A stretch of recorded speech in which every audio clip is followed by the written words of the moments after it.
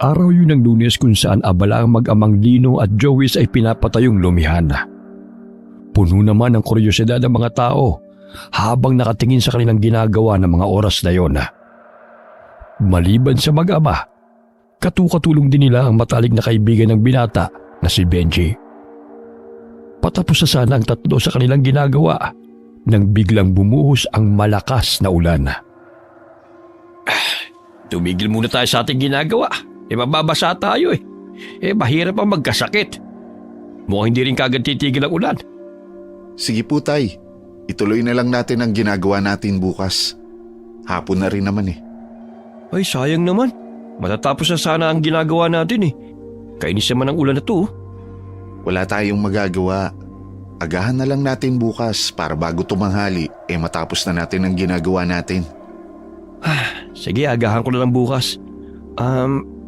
Pwede bang makihiram muna ng pera? Pambili lang ng bigas.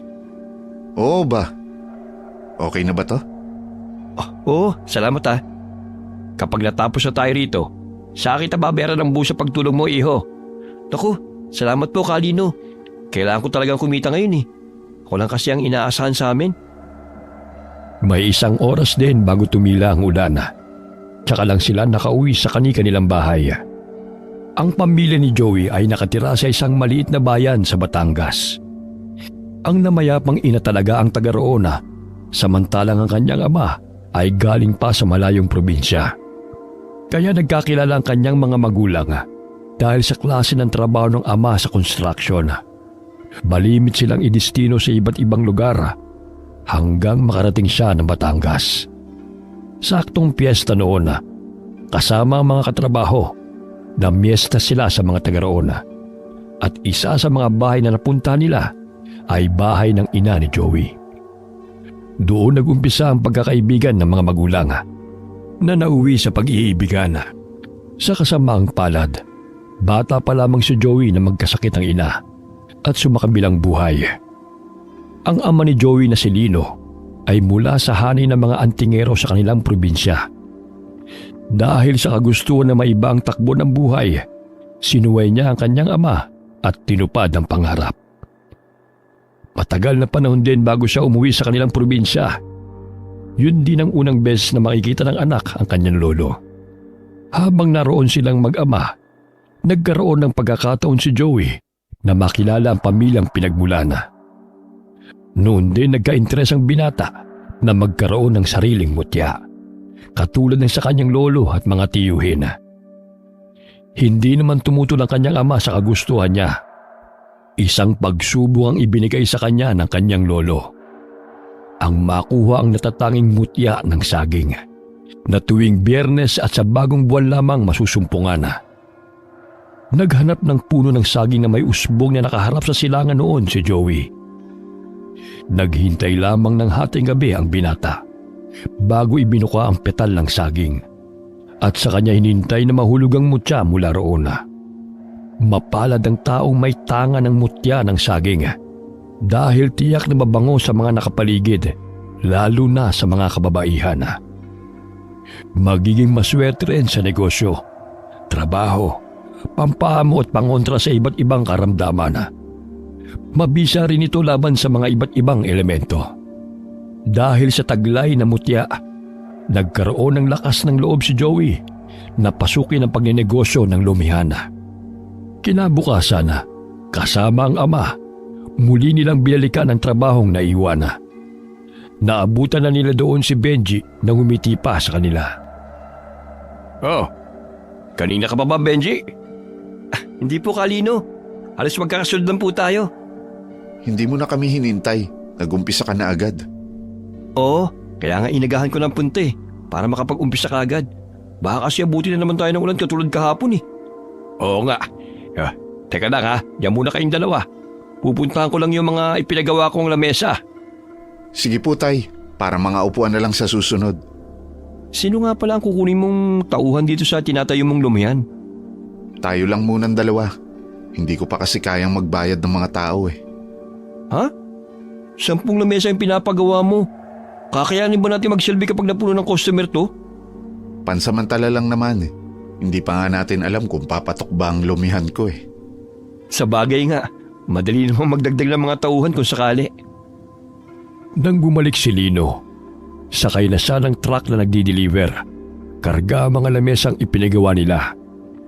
Palibas ay maagang nakatapos sina Joey sa kanilang ginagawa. Tulong-tulong na nilang ibinaba ang mga lamesa at saka inayos.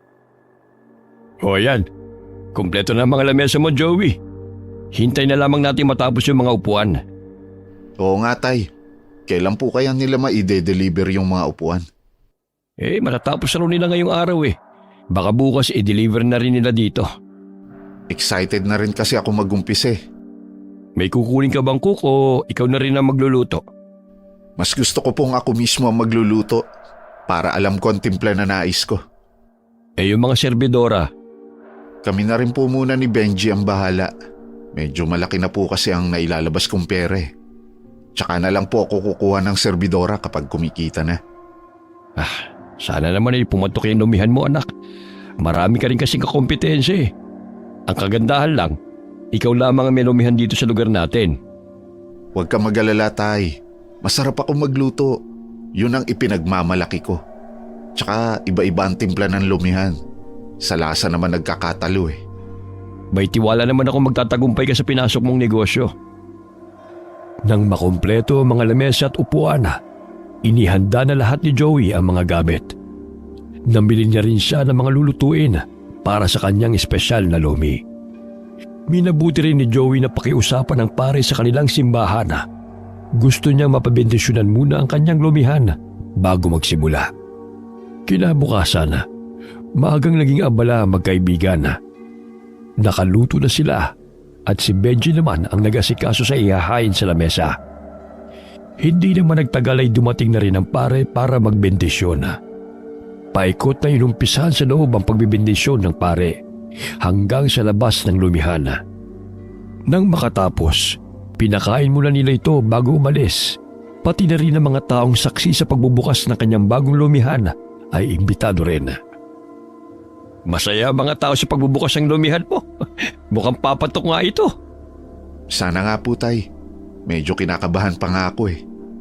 Lagi mong tatandaan, lagi lang ako nandito para suportahan ka. Alam ko naman po yun. Mula pa noon, lagi na kayong nandyan. Sayang nga lang. Maagang kinuha sa atin ang inay mo. Sana nakikita niya kung anong narating mo ngayon. Kung nasan man po ang inay, tiyak na masaya niya tayong pinagmamasdan. Makikisabat nga po sa inyong pag-uusap. Joey, kung magdadagdag ka nga pala ng mga tauhan, magsabi ka lang ha. May mga kakilala kasi ako eh. Sige, sasabihan na lang kita kapag kailangan na natin. Pansamantala eh. Ako na munang bahala sa pagsisilbi sa mga customer. Kayang-kaya ko naman yun eh. Salamat, pre. Malaking pasasalamat ko talaga kasi nandiyan kayo ni Tatay. Naging maganda ang simula ng negosyong itinayo ni Joey. Sa bawat araw ay dumarami ang kanilang nagiging customer. Madalas ay mga babae. Napansin naman yun ni Benji. Minsan kasi, madalas ang hanapin ng mga ito ay ang binata. Alam mo, nagtataka lang ako sa'yo. Bakit na naman? Halata kasing malapit sa'yo yung mga nagiging customer natin mga babae. Ano bang sekreto mo? Iba na ang magandang lalaki. Nagbuhat ka na naman ng sarili mong bangko. Kung sa bagay, mas pogi ka nga kasi sa akin. Kaso wala ka pa naman nagiging nobya kahit isa. Masyado ka naman kasing torpe. Huwag kang maingay dyan. Baka mamaya may makarinig sa'yo. Kapag may nakilala akong babae, ipapakilala kita para magkaroon ka na ng nobya. Aba, mas matanda ka pa sa akin eh. Nakakaya naman ikaw pa maghanap para sa akin.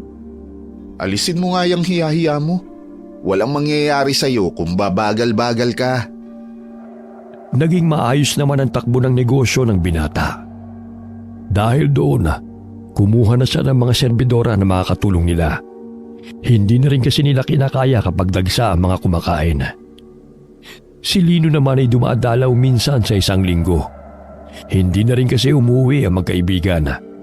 May araw kasi na inaabot din ng gabi ang dating ng mga customer nila. Alam mo ba pare, meron akong nabalitaan na may mag-inang dayo daw dito sa atin. San daw sila galing? Mula daw sa malayong probinsya.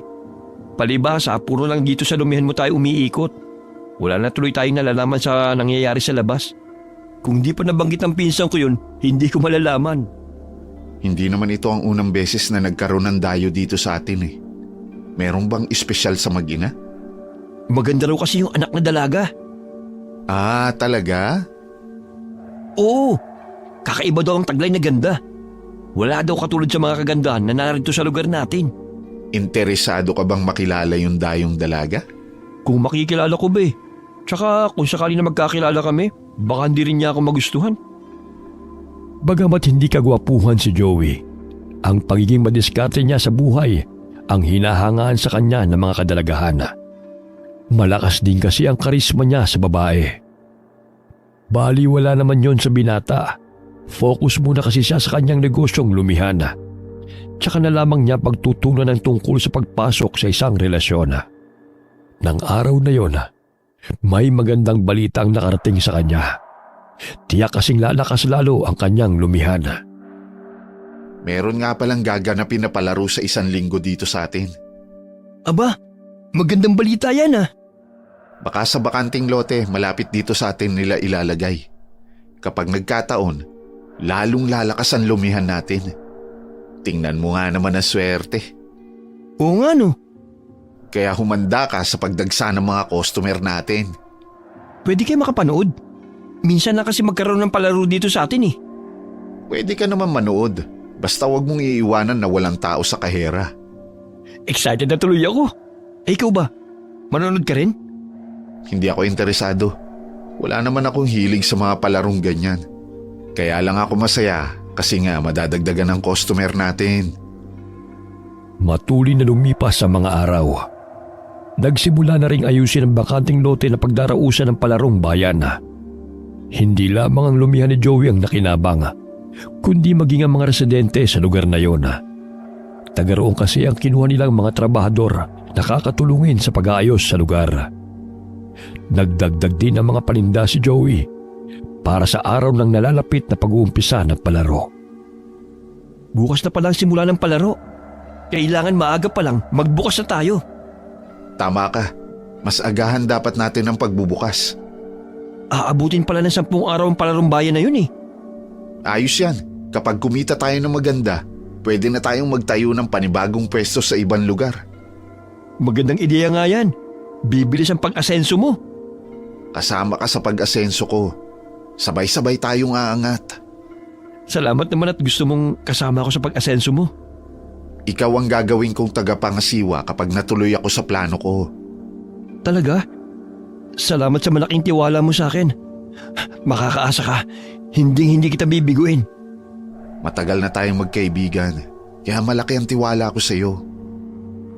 Kinabukasan, maagang nagsidatingan ng mga tagapangasiwa ng palarong magaganap. Hindi naman nagtagal, dumating na rin ang mga lalahok sa palaro. Maraming klaseng laro ang gaganapin, kaya maraming imbitado na taga iba't ibang lugar. Maaga pa labang, dinagsana ng mga tao ang lumihan ni Joey na inabot hanggang gabi. Magandang kinita natin ngayong araw. Sana hanggang matapos ang palarong bayan mapanatili natin ang magandang pasok ng pera.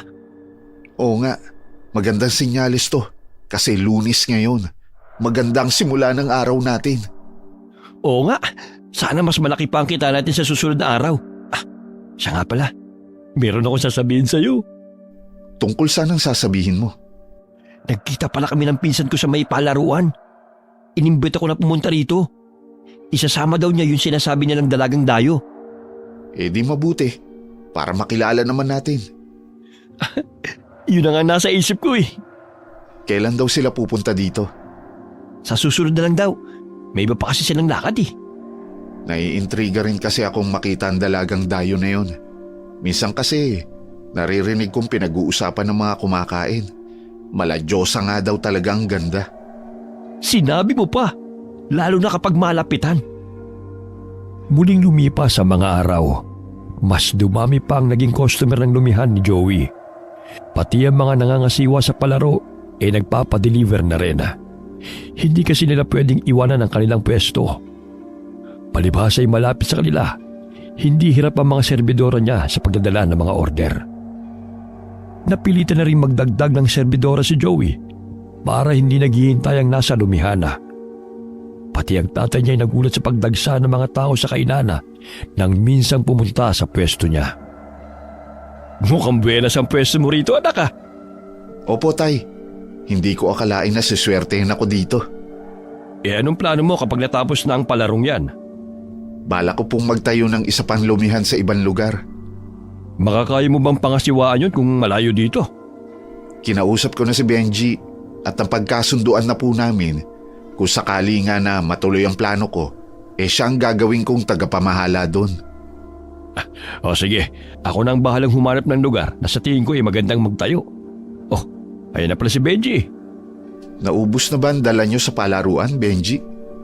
Oo naman, may umorder pa nga eh. Kaya babalik pa uli ako dun.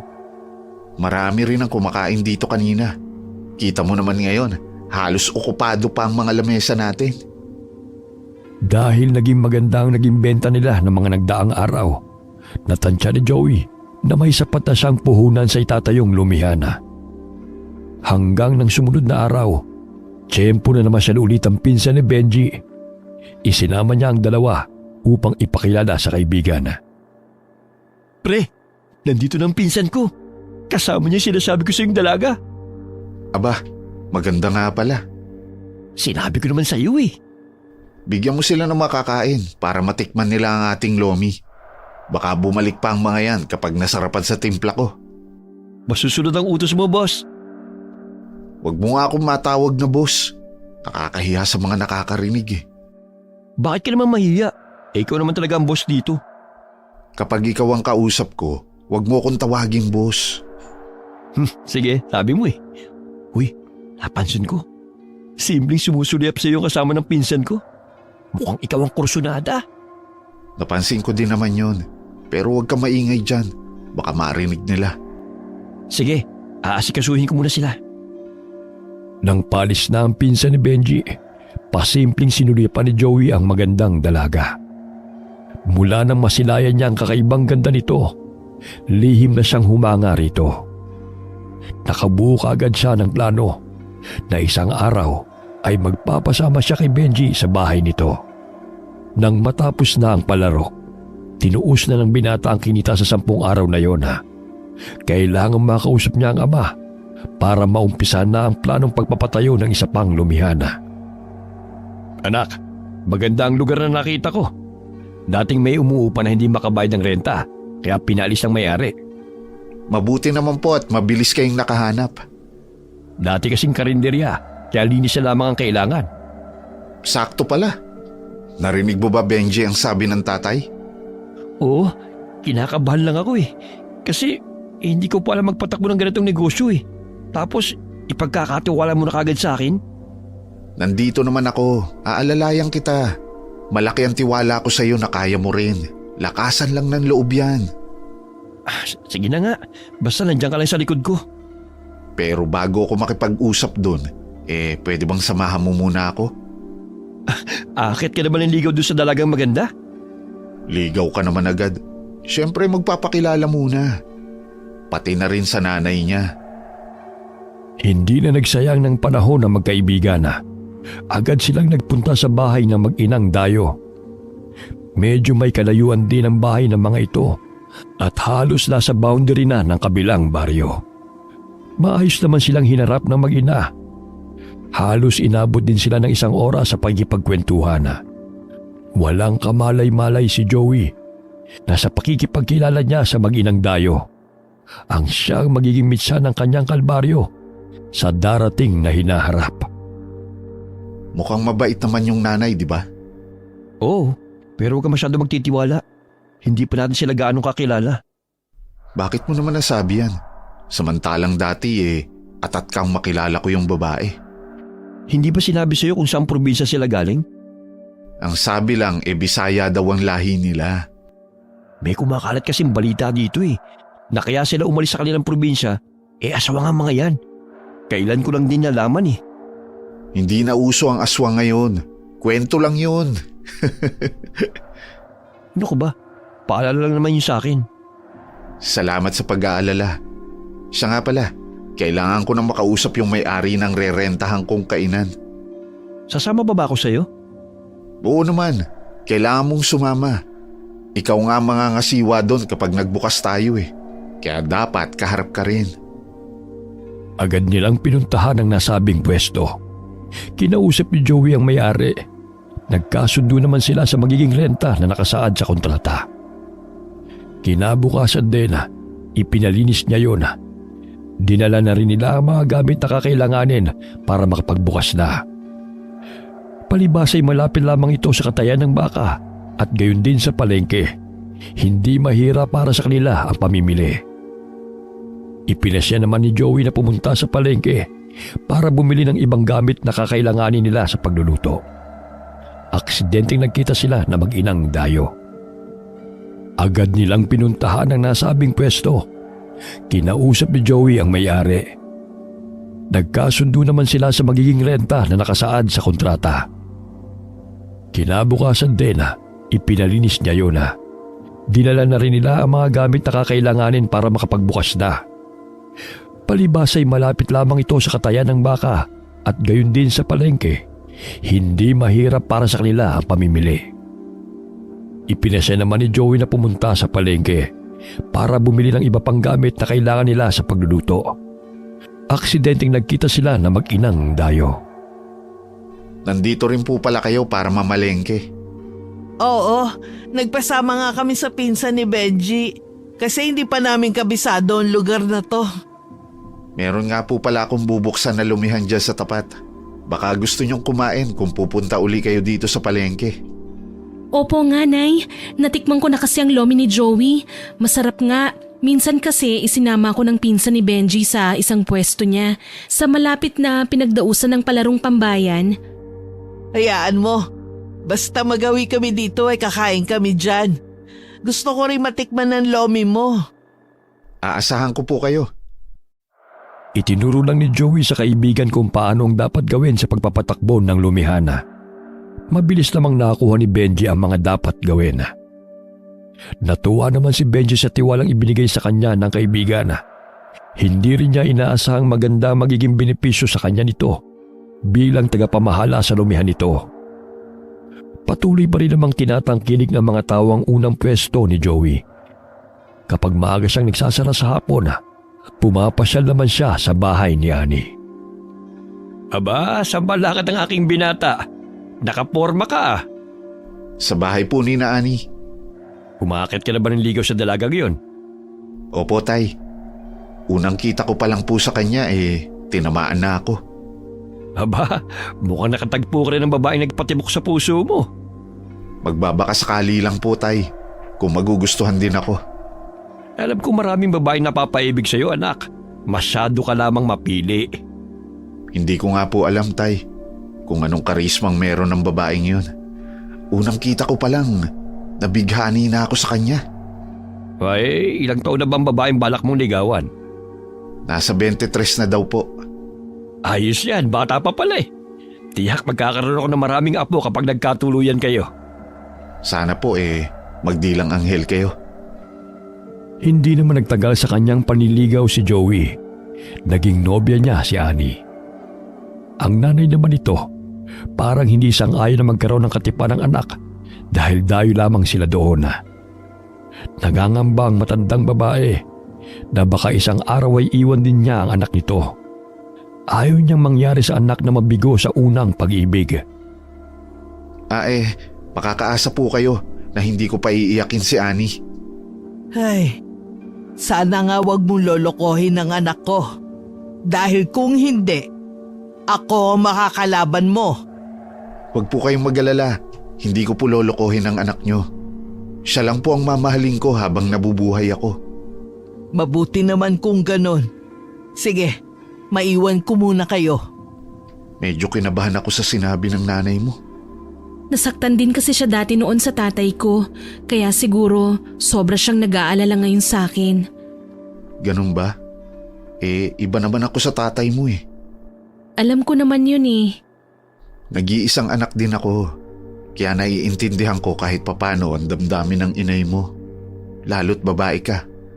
Walang magulang na nais masaktan ng anak. Kaya nga wag mo kong paiiyakin sa huli ha. Oo, pangako yan. Dahil sa sayang nararamdaman na, hindi na nila namalayan ng oras. Kahit ayaw pa sana, nagpaalam na rin si Joey na uuwi dahil malapit nang maghating gabi. Habang pauwi, laman pa rin ang isip niya ang dalaga, maging ang nanay nito. Sumasagi din sa kanyang isip ang naging reaksyon nito. Buo na sa isipan na patunayan pa sa mga susunod na araw ang malinis niyang intensyon para kay Annie.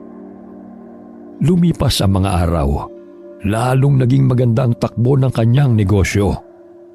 Maging ang relasyon nila ni Annie ay naging maayos din.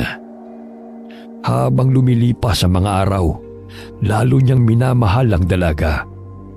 Tuluyan na rin niyang nakuha ang loob ng ina nito. Naging maganda rin ang patakbo ni Benji sa isa pang lumihan ni Joey. Kaya lalo nag-uumapaw sa kaligayahan ng binata. Isang hapon, dumating si Mang Lino. Bakas pa sa mukha nito ang pag-aalala. Ibinalita sa kanya nito na may nakita raw isang malaking asong gumagala sa duluhan ng baryo. Pinaghihinalaan ng mga taga roon na isa itong aswang. Hinabol daw ito ng mga nakakita. Subalit na wala na lamang daw bigla nang pumasok sa may kawayanan. Naku tay, meron pa bang aswang ngayon? Totoo sila anak.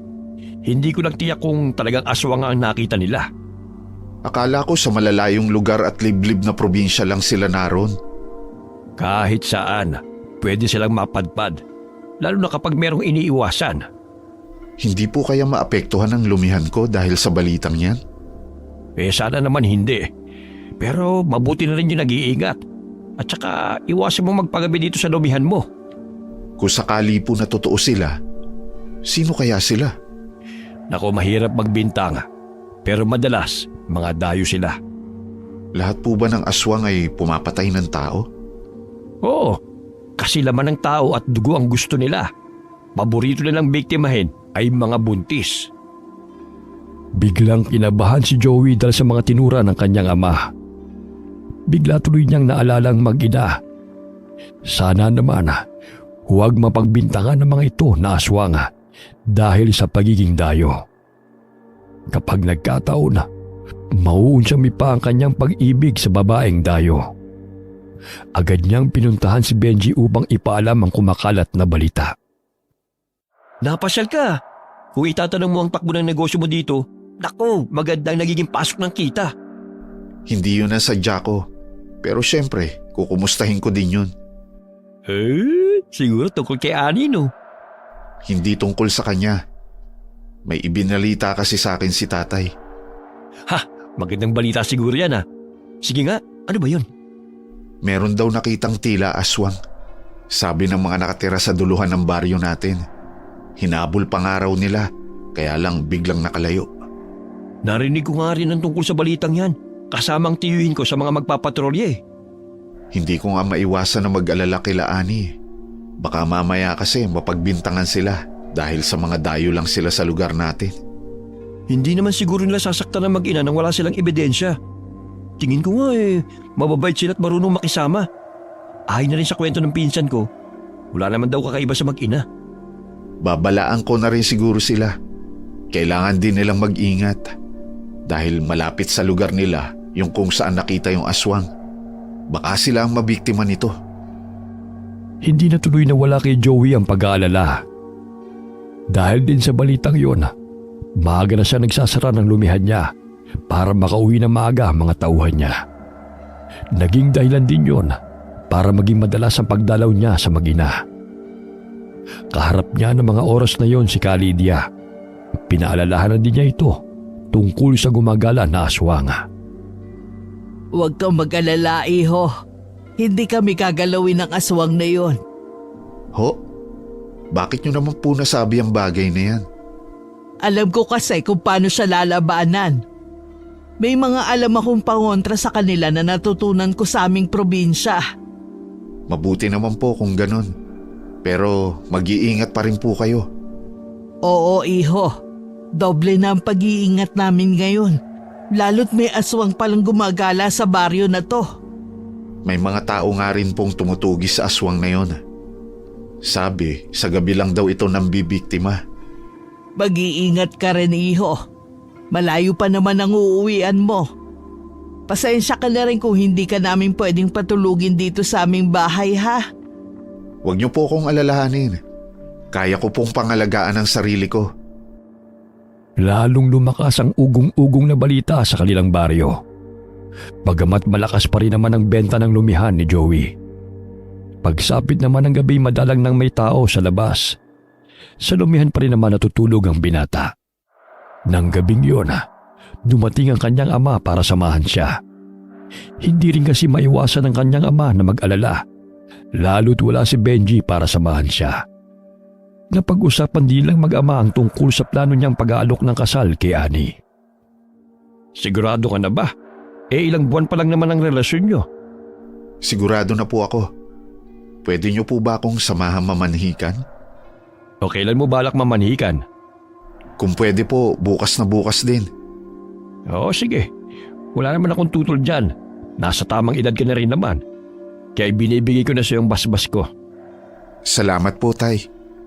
Basta para sa kaligayahan mo, asahan mong pagsuporta ko sa iyo. Hindi nga lang po ganap ang kaligayahan ko dahil sa balitang may aswang sa lugar natin. Huwag mo nang alalahanin ang aswang na yon.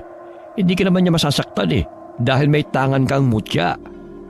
Oo nga po pala, Tay. Baka sa pagkakataong to, magamit ko na yung mutya ko. Natuloy ang pamamanhikan ng mag-ama. Sumang-ayon naman sa lahat ng sinabi nila si Lydia. Ganon din ang mag-ama sa mga kondisyones ng mag-ina. Bago matapos ang araw na yon, napagkasunduan nila ang petsa ng pag-iisang dibdib ng dalawa. Sa kabila ng masayang pakikiharap ni Lydia sa mag-ama, merong agam-agam sa kanyang dibdib. Hindi niya maiwasan na makaramdam ng pangamba, pero handa siyang isantabi ang sariling kapakanan alang-alang sa kaligayahan ng anak. Simula ngayon, balayan ang itatawag ko sa iyo. Oo naman. Ikaw naman, Joey. Alagaan at pakamahalin mo ang anak ko, ha? Opo, salamat po at pumayag kayo na maikasal kami ng anak nyo. Masakit man na mawalay sa akin si Annie.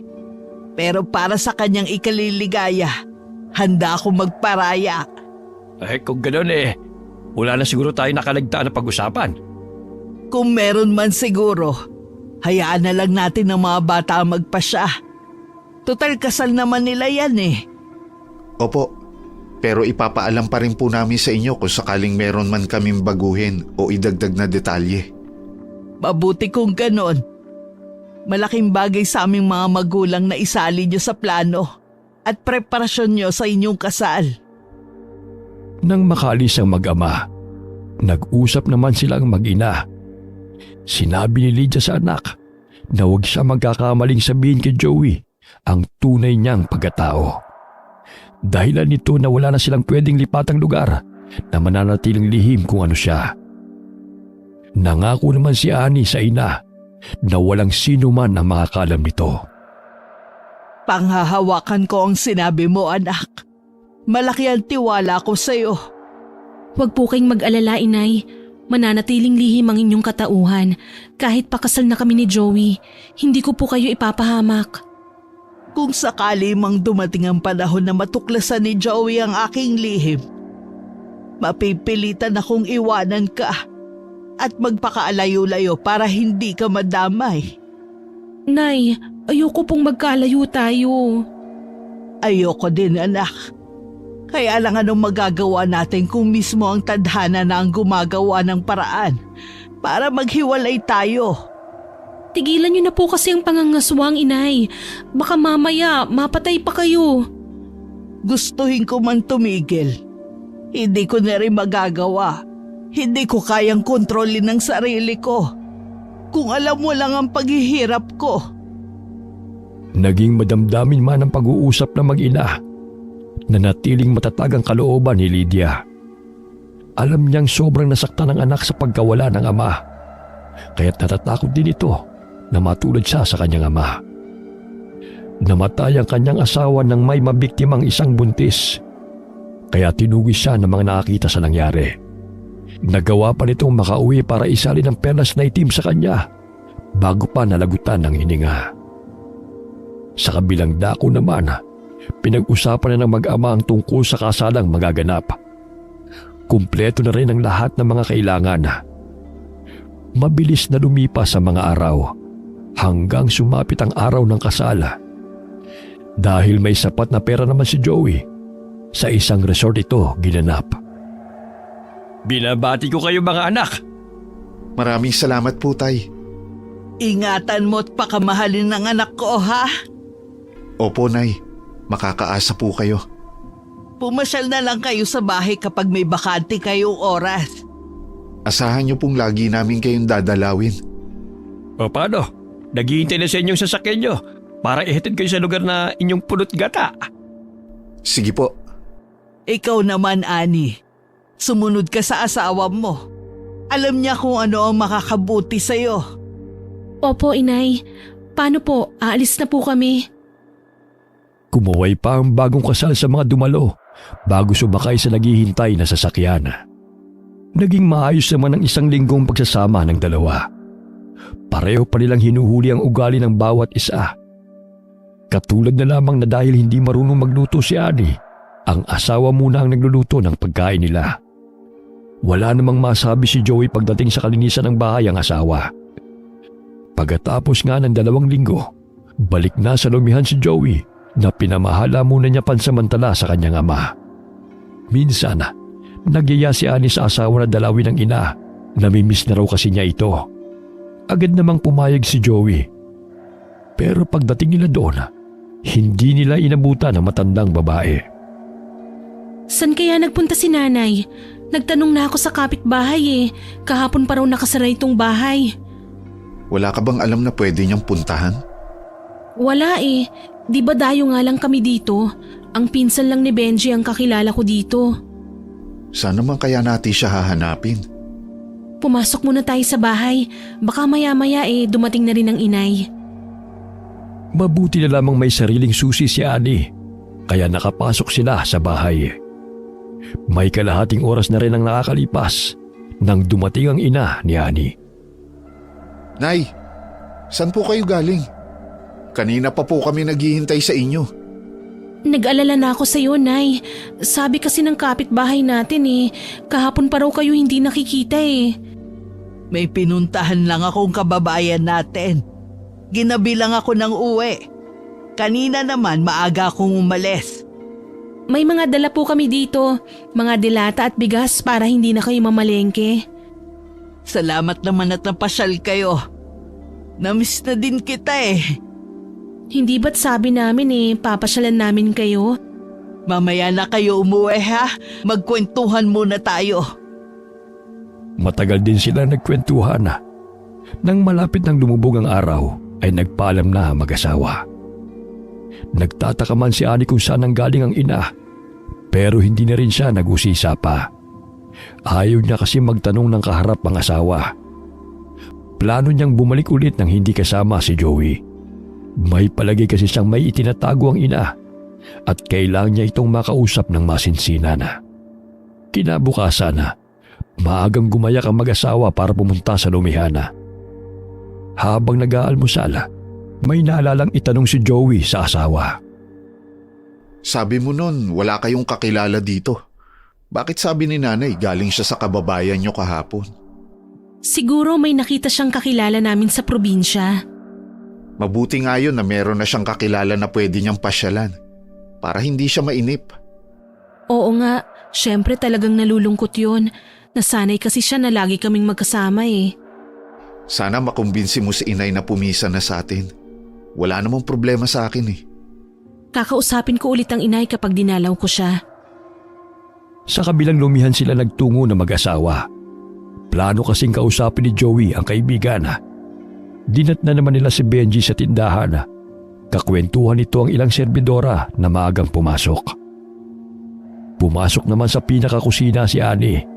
Hinayaan niya muna mag-usap ang magkaibigan. Buti napasyal kayo dito mag-asawa. Isinama ko na rin si Annie para hindi siya mainip sa bahay. Lagi na lang kasi siyang nagkukulong eh. Hindi niyo ba kasama ang biyanan niyo sa bahay? Gusto ko sana, kaso hindi namin mapilit na pumisan na sa amin eh. Baka kasi nahihiya sa'yo. Baka nga. Kaya lang kasi hindi ko maiwasan na hindi rin mag-alala. Lalo't mag-isa lang siya sa bahay. Tapos may gumagala pang aswang. Huwag ka mag-alala. Papupuntahin ko yung pinsan ko para tignan-tignan ang biyanan mo. Salamat pareha. Malaking tulong ang gagawin mo.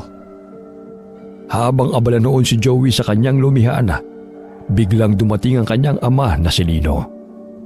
Ibinalita nito ang tungkol sa aswang na gumagala sa kanilang baryo. Umaalikid daw umano ito sa bahay ng isa niyang kasamahan sa trabaho. Buntis daw kasi ang asawa nito. Mabuti na nga lang daw at hindi pa sila nakakatulog. Kaya nagtawag siya ng mga kapitbahay, sa kanila ito hinabol. Nangyari ito sa kabilang baryo. Hindi kaya iisa lang ang aswang? Yun din ang naiisip ko. Baka lumipat muna ng ibang lugar dahil alam niyang meron nagpapatrolya dito sa atin. Tiyak na babalikan niya ang buntis na yun. Yun nga na pag-usapan namin eh. Kailangan magbantay kami sa bahay nila tuwing gabi. Gusto kong sumama sa inyo, Tay. Sige, pumunta ka na mamayang gabi. Hihintayin kita sa bahay. Umanap ka na lamang na makakasama si Annie habang wala ka. Sasabihin ko rin sa biyanan ko na mag-iingat siya, lalo na sa gabi. Wala din siyang kasama sa bahay niya eh. O sige na, ituloy mo ng ginagawa mo. Aalis na rin muna ako. Gusto ko lang ibalita yun sa'yo. Bago niya itinuloy ang ginagawa, kinausap muna niya ang asawa.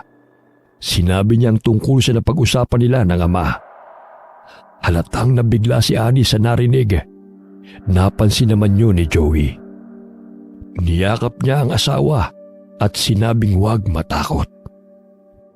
Sasama ako kay na tatay mamayang gabi. Kailangan daw bantayan na yung bahay ng kasamahan niya sa trabaho. May nakita daw na malaking aso doon na umaaligid. Huwag ka nang sumama. Natatakot akong mag-isa eh. Pasasamahan muna kita sa isa nating serbidora. Kailangang mapatay na yun para hindi na makabiktima pa. Bakit kailangan mo pa akong pasamahan? Pwede naman muna akong umuwi kay nanay. O sige, para hindi ko na rin siya inaalala. Hindi na. Kaya ko naman umuwing mag-isa dun eh. Maaga pa naman. Kapag nandoon ka na, isara niyong mabuti ang pinto ng mga bintana ha. Oo, ako nang bahala. Nagpaalam na si Annie sa asawa para umuwi sa bahay ng nanay niya. Pagdating napansin kagad niyang sarado na ang buong bahay. Hindi rin niya nadatna ng kanyang ina. Gusto sana niyang hanapin ito pero pagtingin niya sa labas ng bintana, kalat na ang dilim. Minabuti niyang maghintay na lamang. Naging kainip-inip ang mga sandali. Hindi na rin niya namalayan na makakatulog siya sa sofa. Nalimpungatan na lamang siya na makarinig ng malakas na kalabog sa may kusina. Ang kanyang ina na ang dumating. Napansin niyang hirap ito sa paglalakad. Nay, saan po kayo galing? Annie, anong ginagawa mo rito? Nasaan ang asawa mo? Kasama po siya ni tatay. May babantayan daw silang buntis na inaaligiran ng malaking aso doon. Mabuti at hindi nila ako napuruhan, anak. Nadaplisan ako ng sibat na kawayan ng mga humabol sa akin. Nay, kailan ba kayo titigil? Tignan niyo nga yung nangyari sa inyo. Hindi ko makayang pigilan ang sarili ko, anak. Hindi ko rin naman mailuwa ang perlas na itim na isinalin sa akin ng yumao mong ama. Natatandaan niyo ba kung sino ang mga humabol sa inyo? Parang ang isa sa kanila'y pamilyar sa akin. Mabilis kasi kung tumakbo nung nadaplisan ako sa braso. Hindi sila titigil hanggat hindi kayo nahuhuli. Pues, mas gugustuhin ko pa mamatay kaysa mahuli nila ako. Hindi niya kayang pigilan ng ina. Ganito rin ang kanyang ama nung nabubuhay pa. Hindi na niya tinulungan ang ina. Alam niyang kaya nitong gamutin ang sariling sugat. Umuwi na siya sa kanilang bahay. Dinatnan niyang natutulog pa ang asawa. Marahan ang bawat kilos niya para hindi ito magising. Tiyak niyang napuyat ito ng gabing yun. Mataas na ang araw nang magising si Joey. Nagulat pa siya nang makitang nakauwi na pala ang asawa. Nandito ka na pala. Ang akala ko, doon ka muna titigil sa nanay mo hanggat may binabantayan kami. Babalik na lang ako doon tuwing hapon. Totoo nga yung malaking aso na nakita nila. Kita rin ang dalawa kong matay. Swerte lang na nakaligtas siya ng masibat ng isa naming kasama. Kailangan nyo mag-ingat ha. Hindi basta-basta ang tinutugis nyo. Oo naman. Ayaw ko ring mapahamak ako. Lalo't may asawa na ako. Umiiyak na yumakap si Ani sa asawa. Ipiniramdam niyang mahal na mahal niya ito. Gumanta rin ang yakap si Joey sa kanya, saka dinampian ng halik sa noo. Mabilis na lumipas sa mga araw. Walang palatanda ang may panganib pang nakaamba sa buntis na binantayan ni na Joey. Hanggang sa makapanganak yun. Wala pa bang pag-asa na maging tatay na rin ako? Pasasaan din magkakaanak rin tayo. Huwag kang mainip. Sa bagay, mag-iisang taon pa lang naman tayong kasal. Naiinggit ka lang ata sa iba na buntis na ang asawa Hindi naman. Nasasabik lang ako na may tumawag na sa akin na tatay. O siya, pupunta muna ako sa palengke ha. Wala na kasi tayong stock na ulam Sasamahan na kita para makadaan din ako sa lumihan. Gusto ko rin kausapin si Benji. Magkasamang umalis ang mag-asawa para pumunta ng palengke. Tumiretso si Ani sa pamilihan. Si Joey naman ay tumuloy sa kanyang lumihan. Ikinuwento niya sa kaibigan ng mga naganap na pangyayari ng mga nakaraang araw. Hindi rin makapaniwala si Benji sa balitang narinig. Nang matapos sa pamamalengke, dinaanan na lamang ni Ani ang asawa. Isang araw, naisipang muling bisitahan ni Ani ang ina. Masaya naman ito nang makita siya at sa kanyang mga pasalubong. Pasensya ka na inay ha. Masyado kasi kaming naging abala sa lumihan ng mga nakaraang araw. Ngayon lang ako nagroon ng pagkakataong bisitahin ka. Naiintindihan naman kita. Tsaka magaling na rin ang sugat ko. Mabuti pa kaya lumayo na tayo dito inay. Natatakot kasi ako na baka mabuko nila kayo Ako lang dapat ang lumayo at hindi ikaw. Pero nay, Hahanapin ka ng asawa mo. paano kung isang araw ay matsyempohan ka ng mga tumutugi sa'yo? Kung sakaling dumating man ang pagkakataong yun, sisiguraduhin ko na may mabibiktima ako sa kanila. Bago pa man ako mapatay. Nay, huwag niyo nang hintayin na mapahamak pa kayo. Sana naman po ay makinig kayo sa akin. Hindi na rin nagtagal si Ani sa bahay ng ina. Habang pauwi, hindi niya maiwasan na makaramdam ng takot at lungkot. Baka kasi isang araw ay mangyari ang kinatatakutan niya.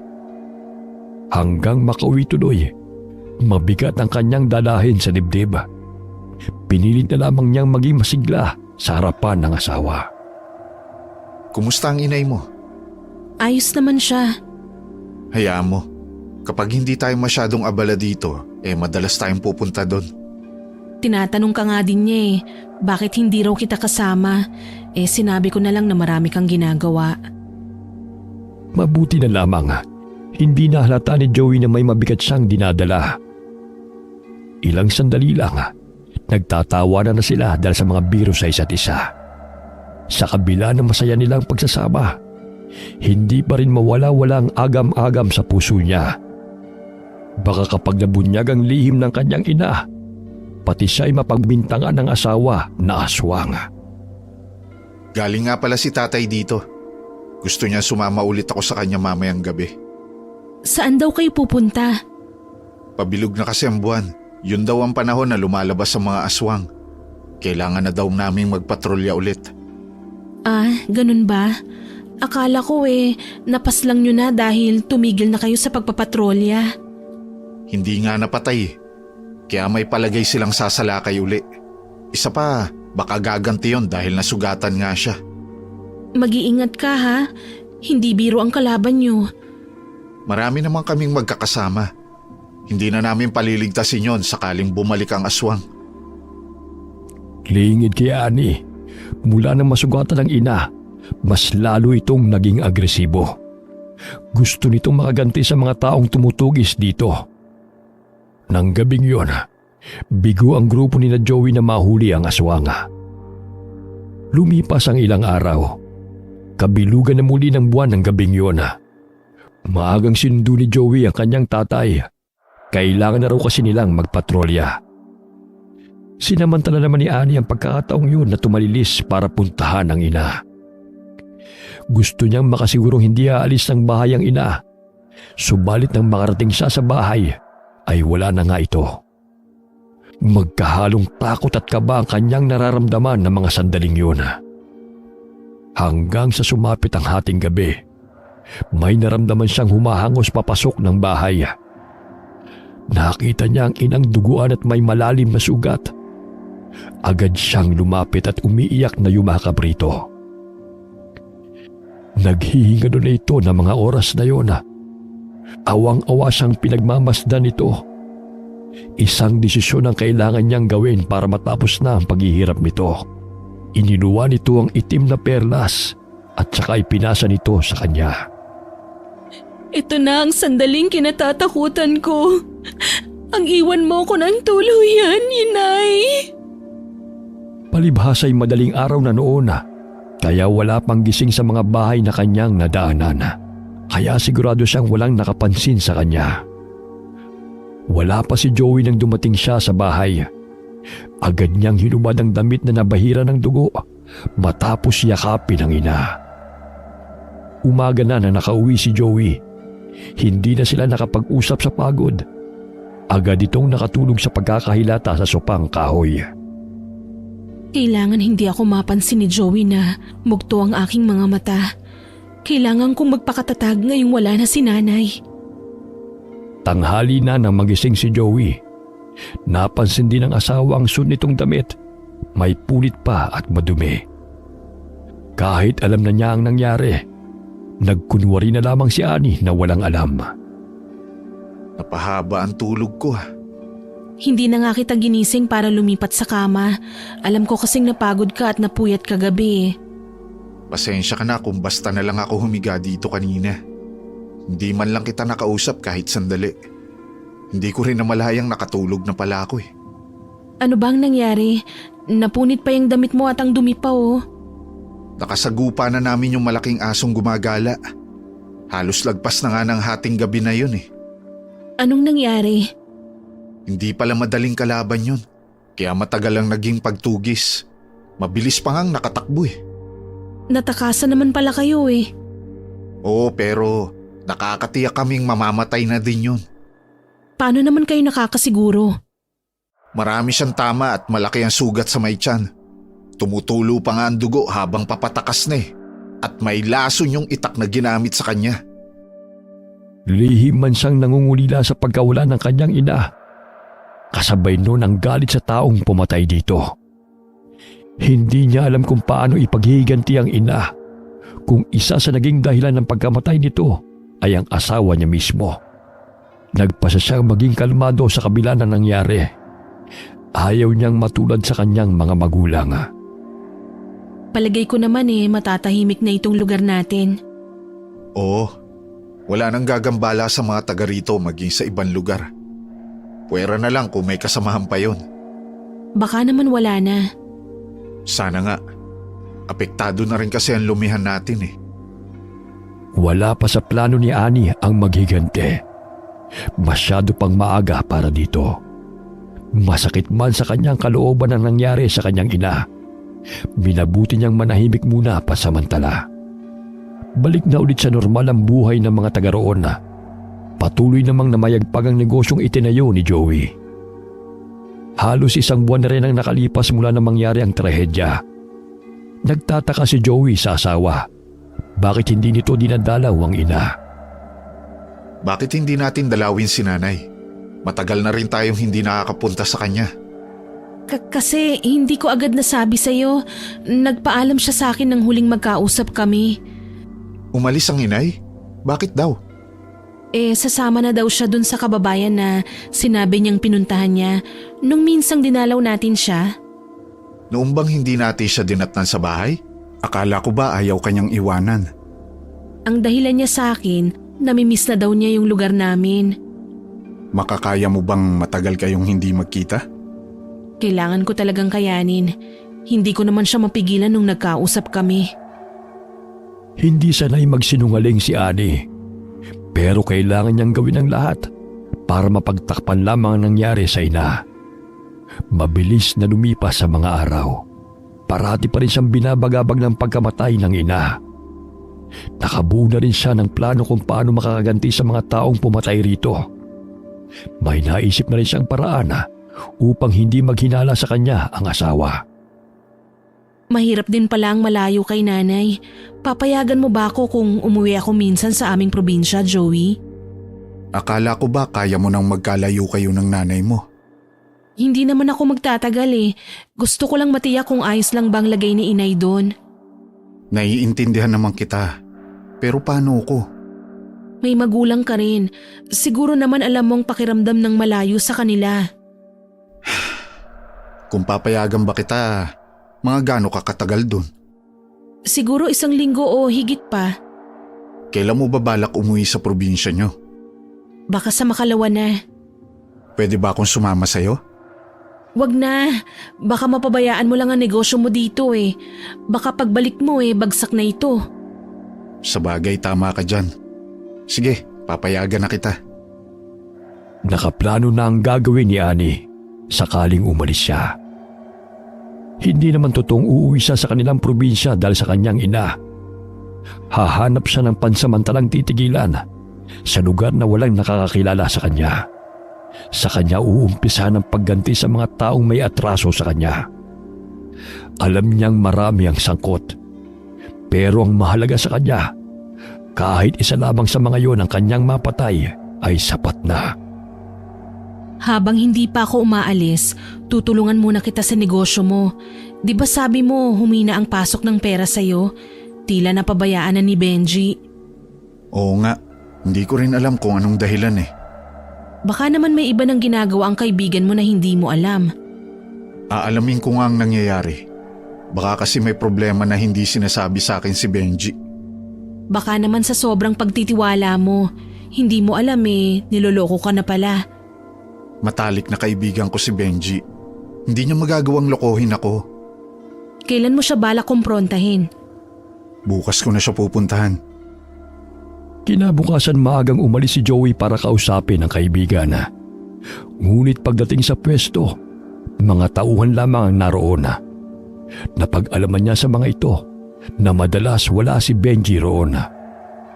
Hindi naman masabi ng mga ito kung saan ito nagpupunta. Hindi naman nagtagal, dumating na rin ang kaibigan.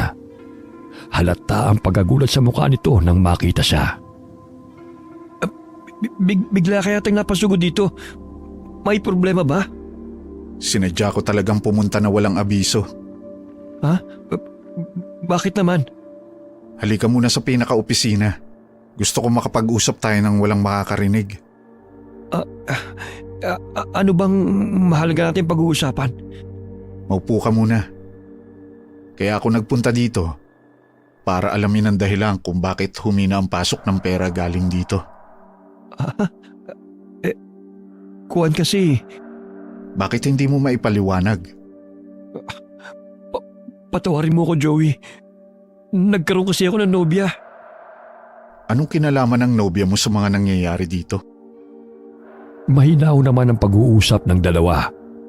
Napag-alaman ni Joey na nabuntis ng kaibigan ng nobya. Kaya suportado niya ito pati na rin ang buong pamilya. Ang pera sa lumihan niya ang ibinibigay ng kaibigan sa mga ito. Napatungo na lamang si Benji pagkatapos dahil sa matinding hiya. Si Joey naman tumiing mga anyo habang nakakuyom ang kamao. Sa huli nagpasya si Joey na tanggalin na ang kaibigan. Nakikiusap pa ito sa kanya pero buo na ang desisyon niya. Buo na ang pasya ko.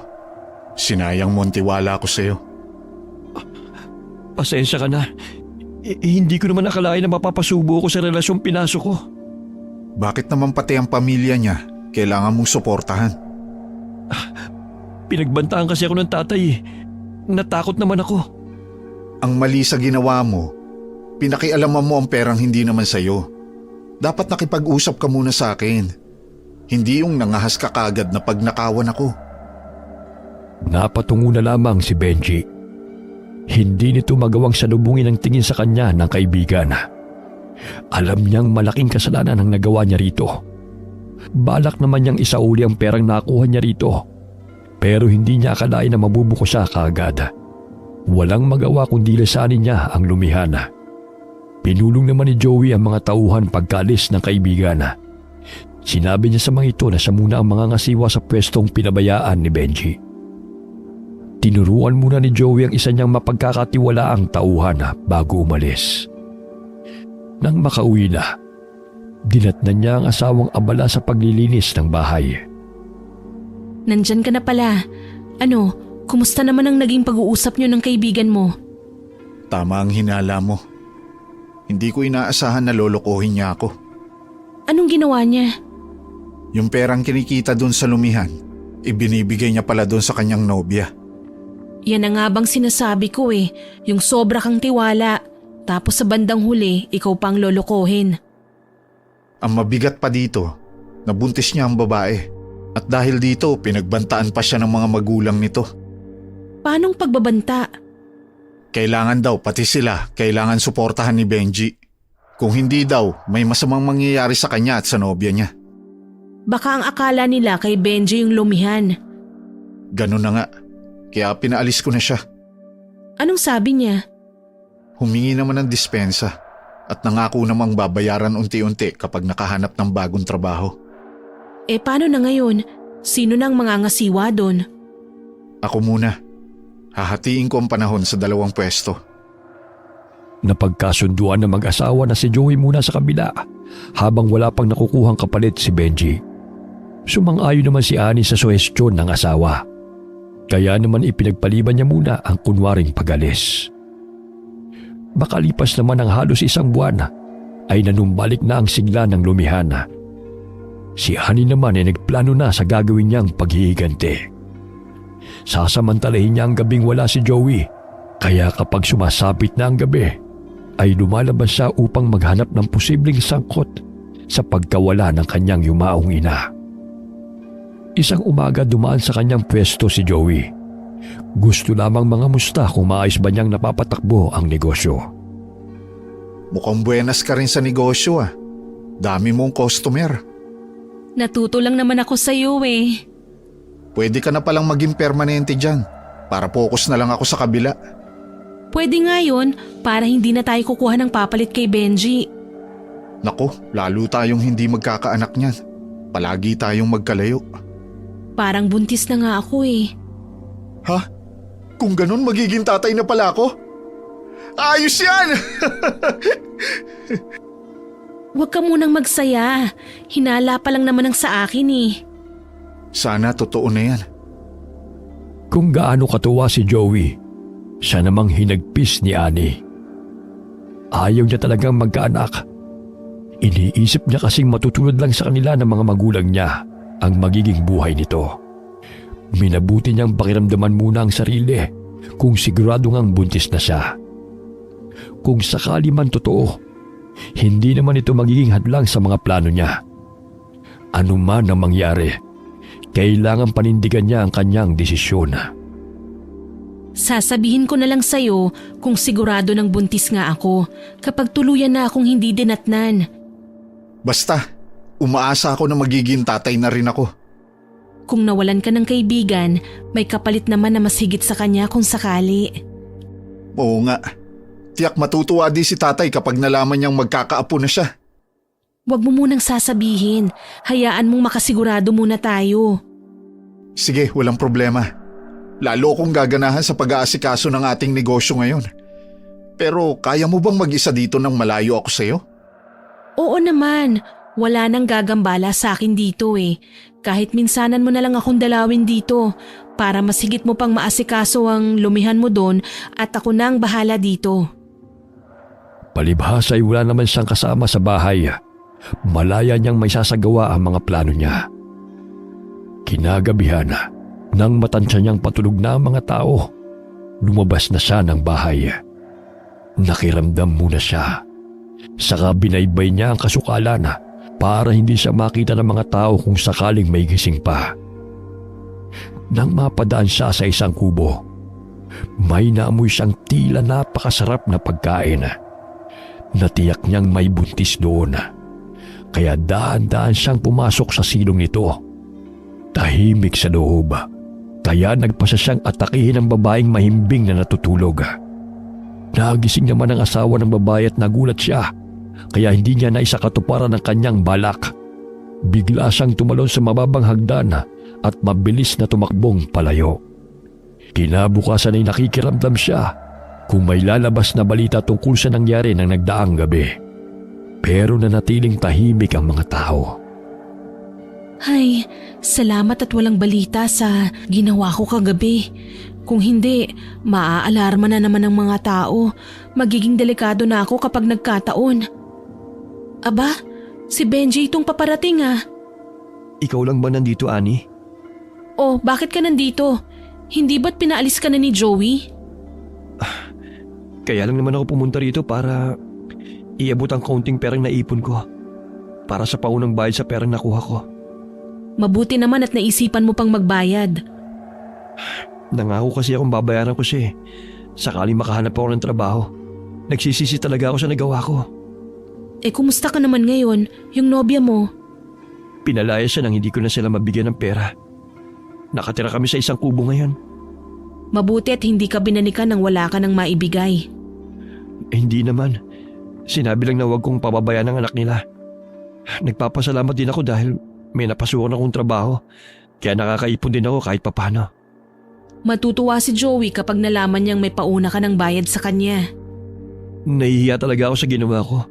Lalo na kay Joey. Pinagkatiwalaan niya ako. Pero hindi ko inaasang darating ako sa puntong pati ang pera sa kaha pag-iinteresan ko. Sige, ibibigay ko tong pera kay Joey kapag nagawi siya dito. Siya na kasing namamahala sa pwestong iniwan mo eh.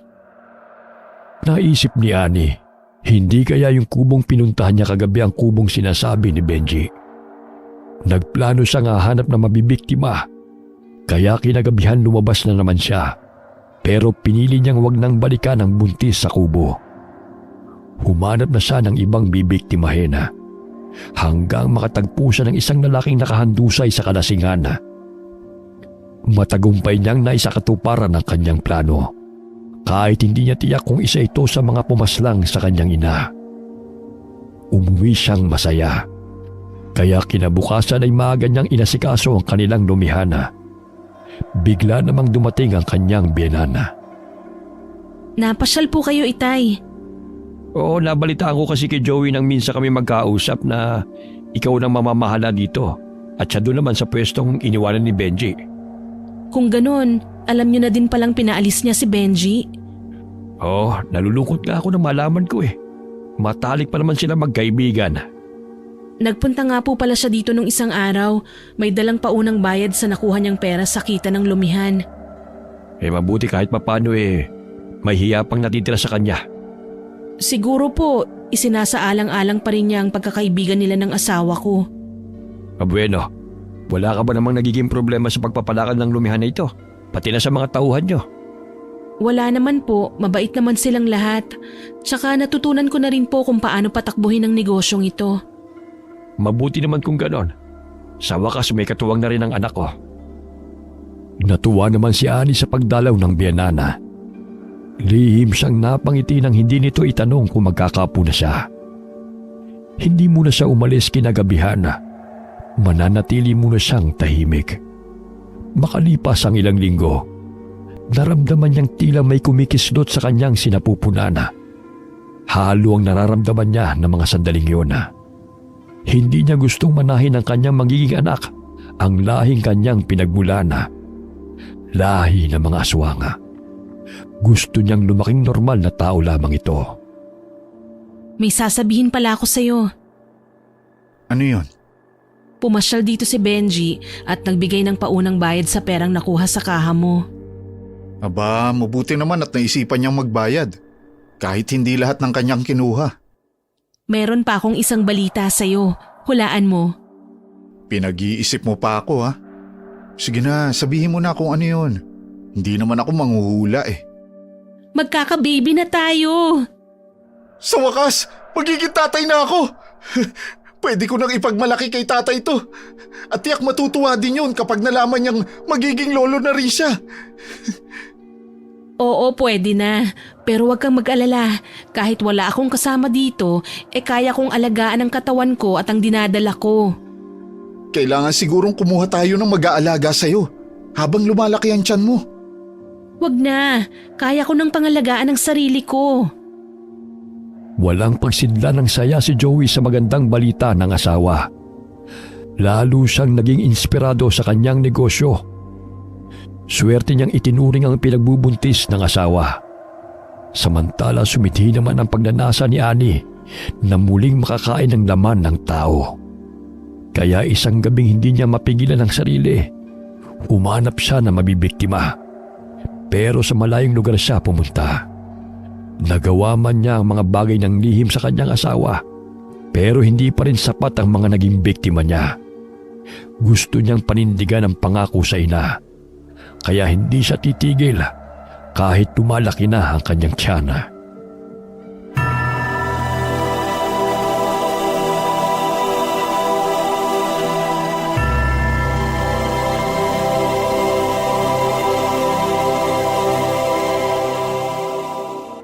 Mabilis na lumipas ang mga araw at kapansin-pansin na rin ang paglaki ng kanyang tiyana. Madalas namang siyang dinadalaw ng asawa sa pag-aalalang malaglag ang kanyang dinadala. Isang araw na nandoon si Joey, sinabihan siya nitong doon muna ito mamamalagi upang mabantayan siya. Wala naman siyang nagawa para tutulan ito. Baka naman mapabayaan mo ang isa mong lumihan kung nandito ka. Hindi yan. Nasa isip ko nga na ibigay muna kay Itay ang pamamahala sa isa nating lumihan. Para lagi lang akong nasa tabi mo. Mabuti pa kausapin mo muna ang Itay sa bagay na yan. Tiyak namang papayag yun. Nag-aalala lang naman ako na baka puro tauhan mo na lang ang naiiwan sa lumihan. Hindi malabong mangyari ulit yung ginawa ni Benji. Kung sa bagay may punto ka dyan. Mahirap na kasi kapag wala ka doon, kaya habang hindi pa pumapayag si tatay, doon ka muna pansamantala. Sige, ganun na lang ang gagawin natin. Basta iingatan mo ang magiging anak natin ha. Nagkasundo silang mag-asawa sa naging usapan. Labis namang natuwa si Annie dahil sa naging desisyon ng asawa. Hindi niya minamadali ang balak, kaya normal na naman ang kanilang sitwasyon. Madalas din siyang dalawin ng kanyang benana. Kailan kaya lalabas ang aking magiging apo? Huwag kayong mainip, Itay. 3 buwan na lang po masisilayan nyo na rin po ang apo nyo. Excited na kasi talaga ako Ganon din po si Joey Nag-usap nga pala kami ni Joey. Pahig naman ako sa sinasabi niya. Mas maigi kasing kasama kanya sa lahat ng oras. Sabi ko po kasi huwag niyang ipagkatiwala sa iba yung pwesto niya doon. Baka matulad lang nung si Benji pang nangangasiwa. Oo nga. Kaya nga po hindi ako pumayag na dumito agad siya hanggat hindi niya kayo nakakausap. Huwag ka mag-alala. May aasikasuhin lang ako tapos papalitan ko na sa salumihan niya para magkasama na kayo. Muli na namang bumalik si Benji para mag-abot uli ng pera. Hindi kasi niya maibigay ng diretso kay Joey dahil nahihiya pa rin siyang humarap. Kailan manganganak ang asawa mo, Benji? Kabuwanan niya na. Kinausap ko nga yung mga kakilala ko na magpatrolya malapit sa amin Bakit naman kailangan yung pang magbantay sa gabi? Natatakot kasi ako na baka siya na ang susunod na mabiktima ng aswang. Pati ikaw mag-iingat ka rin. Mga katulad niyo kasi ang gustong-gusto ng mga aswang Sa palagay mo ba may aswang pa rin? Oo, kasi nung nasa 3 buwan pa lamang ang tiyan niya, may biglang pumasok na malaking aso sa bahay namin. Muntik na siya mabiktima. Talaga? Anong nangyari? Naalimpungatan ako noon. Kaya nang makita ko siya, bigla akong tinaga. Kaya lang mabilis siyang tumakbo palabas ng bahay. Naisip ni Annie na doon pumunta kina Benji sakaling makalabas siya sa gabing gusto niyang humanap ng mabibiktima. Tinitiyak niyang isa sa mga sasama kay Benji ay siya rin kasama sa komitel sa buhay ng kanyang ina. Kaya kailangan niya makatsyempo ng magandang pagkakataon. Bakit natahimik ka sa mga sinabi ko? Hindi naman. Hindi ko akalain na meron pa palang nangyayaring ganun dito. Oo, bihira na nga lang. Kaya ikaw mag-iingat ka din. Oo, salamat. Wala yun. Kahit sa ganung paraan, makabawi naman ako ng tiwala sa inyo mag-asawa. Nang makaalis si Benji, naalala niya ang asawa at ang kanyang biyanana. Ano ang mangyayari sa kanila sakaling may sakatuparan niya ang plano? Paano kung sa pagkakataong yun ay mapatay siya? Napahawak siya sa kanyang tiyana. Kinausap niya ang anak sa sinapupunana. Anak, kailangan magsakripisyo tayo. Alang-alang sa yumao mong lola. Kung hindi tayo pala rin, patawarin mo ko. Maging ang tatay at lolo mo ay tiyak na mamumuhi sa akin.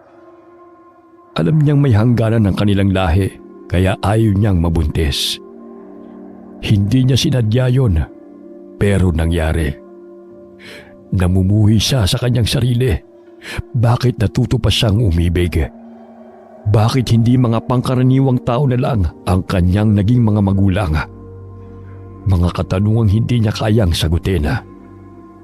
Matinding galit at lungkot ang kanyang nararamdaman ng mga sandaling yon. Nang dumating si Joey, may dala itong mga prutas para sa kanya. Malungkot siyang napayakap dito at napansin naman kaagad yun ng asawa. O bakit? Ganyan ba talaga ang mga buntis? Ewan ko ba? Basta pakiramdam ko ang lungkot ko. Siguro nga masyadong emosyonal ang mga buntis. Ang mahalaga naman ay nandito ka na. Magkakasama na tayo palagi. Kinagabihan na, nang tahimik na ang paligid, lumabas na si Annie. Patungo siya sa direksyon ng bahay ni Benji. Naiisip pa lamang niya ay nananabik na siyang makain ng sanggol sa sinapupunan ng asawa nito. Agad siyang nag-anyong aso at marahas na sinugod ang nakaawang na pintuan ng bahay. Hindi niya alam, nakahanda na pala si Benji sa kanyang pagdating. Agad siya nitong inundayan ng taga na ikinasugat niya. Nagkagulo ang mga kasama ni Benji nang marinig ang kaguluhan. Nandun din si Lino. Pinaikutan nila ang bahay. Nang biglang lumabas ang aso, hindi na nila ito pinabayaang makatakas hanggang sa mapatay. Nagpalit na ito sa anyong tao. Nagulat pa sila nang makilalang si Annie ang aswang. Agad namang pinuntahan ni Benji ang kaibigan at sinabi ang pangyayari. Hindi ito makapaniwala na ang mahal niyang asawa ang aswang. Ani, mahal ko. Paano nangyaring ikaw ang aswang? Ani!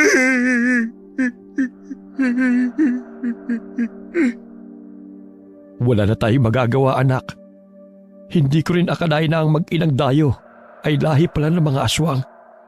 Tama palang usap-usapan noon dahil mula lang naman nang dumating sila dito, nag-umpisa ang pag-atake ng aswang. Masakit man sa atin ang sinapit ng asawa at anak mo. Wala tayong dapat sisihin sa mga nangyari. Alam kong hindi madali sa iyo ang tanggapin ang katotohanan. Pero nandito kami ni Benji para damayan ka. Ay, Benji. Asawa't anak kong nawala sa akin. Hindi ko man lang nakita at nayakap ang magiging anak ko.